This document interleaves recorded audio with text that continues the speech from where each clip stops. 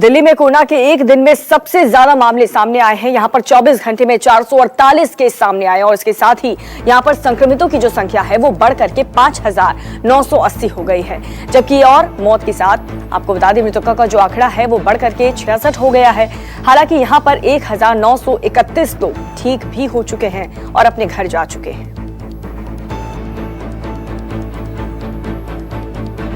पवन मिश्रा मेरे सहयोगी जुड़ चुके हैं ज्यादा जानकारी के साथ। पवन, दिल्ली में भी हालात बिल्कुल भी सुधर नहीं रहे हैं। 24 घंटे में बहुत सारे नए केसेस सामने आए।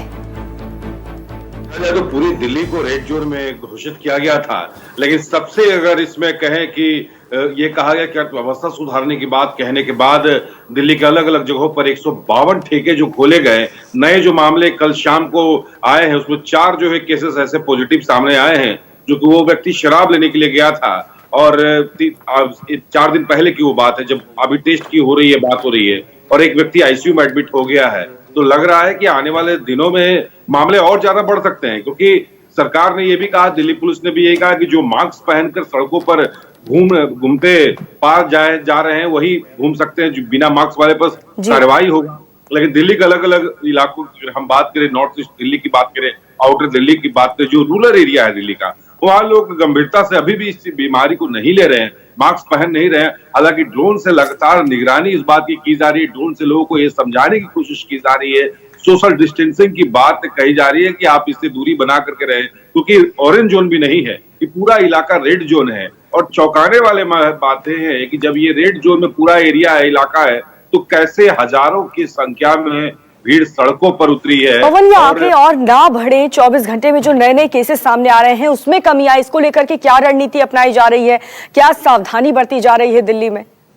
बिल्कुल, जिस तरह से मामले अब निकल करके सामने आए और ये भी मामला सामने आया कि अस्पतालों के बेड अब खाली नहीं है, उसको देखते हुए सरकार ने अब ई टोकन का व्यवस्था किया है, क्योंकि जो भीड़ थी, जो सोशल डिस्टेंसिंग की जो बात कही जा रही थी वो लोगों में से नहीं हो रही थी ठेके खुलने के बाद, अब ई टोकन एक नया प्रावधान लाया कि ई टोकन के जरिए प्राइवेट एजेंसी को दिया जाएगा, शराब की जो डिलीवरी है घर पर किया जाएगा। अब उसके बाद अब क्योंकि सरकार की इसमें किरकिरी हो रही थी, दिल्ली पुलिस ने साफ तौर पे कहा कि उनके पास महिला पुलिसकर्मी नहीं है, क्योंकि महिलाओं की भी संख्या बड़ी तादाद में महिलाएं भी ठेके पर जा रही थी, तो उन्होंने साफ तौर पर यह कहा कि आप अपने सिविल डिफेंस के कर्मियों को ही सड़कों पर उतारे, उनके पास भीड़ को कंट्रोल करने के लिए उनके पास अब पुलिस बल नहीं है। क्योंकि अगर देखा जाए 70 से अधिक मामले पैरामिलिट्री फोर्सेस में, सीआरपीएफ की बात करें, आईटीबीपी की बात करें, बीएसएफ की बात करें, जो कि दिल्ली पुलिस के साथ मिलकर सिक्योरिटी संभालने का काम कर रही थी, वो भी कोरोना पॉजिटिव पाए गए। और लगातार दिल्ली पुलिस के अलावा 80 दिल्ली पुलिस के, माफ कीजिएगा, 81 दिल्ली पुलिस के जवान जो हैं, जिसमें इंस्पेक्टर स्तर के अधिकारी भी हैं,